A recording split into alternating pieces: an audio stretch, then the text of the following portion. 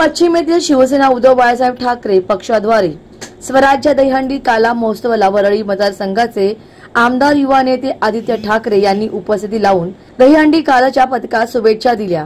यावेळी ते म्हणाले की पलावातील वर्ल्ड रेकॉर्ड पाहण्यासाठी लवकरच कल्याण डोंबिवली दौऱ्यावर येणार आहे। दहीहंडी काला महोत्सवाचे प्रमुख जिल्हा प्रमुख दीपेश म्हात्रे व त्यांची टीम जोमाच्या तयारीत काम करत असून यावेळी होणारा भव्य कार्यक्रम बालिश लोकांसारखा नसल्याचे त्यांनी सांगितले। यावेळी माजी आमदार सचिन आहिर, जिल्हा प्रमुख दीपेश म्हात्रे, ज्येष्ठ नेते तात्या माने, भाऊ चौधरी, वैशाली दरेकर इत्यादी पदाधिकारी, कार्यकर्ते, शिवसैनिक मोठ्या संख्येने उपस्थित होते। The bureau report, discovery TV news.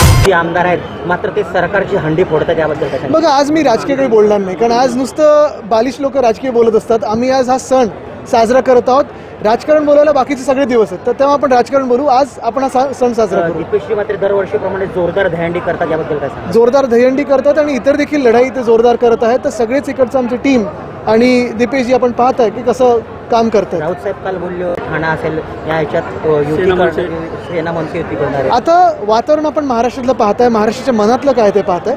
पुढे दोन भाऊ ठरवतील, पण आज परत मी तुम्हाला सांगेन सणाच्या दिवशी मी राजकारण बोलणार नाही। मुंबईमध्ये युती होणार असं बोललं आहे। पक्का आहेत त्यांनी 10-10चे थर लावलेत, याबद्दल आपण पहिले काय सांगा? त्यांचं मनापासून अभिनंदन करतो, कारण हे जे रेकॉर्ड केलंय त्याने खरोखर कठीण असतं। म्हणजे आपण पाहता पाऊस पडत असतो, सगळं काही होत असतं आणि त्याच्यात एकामेकांना सपोर्ट देऊन असं करणं, एकामेकांवर विश्वास ठेवून असं करणं, हे एक मोठं मला वाटतं शौर्य लागतं, धैर्य लागतं, ते दाखवलं त्यांनी। आपण जर बघितलं तर विधानसभेमध्ये विरोधी पक्ष नेता नाही आहे।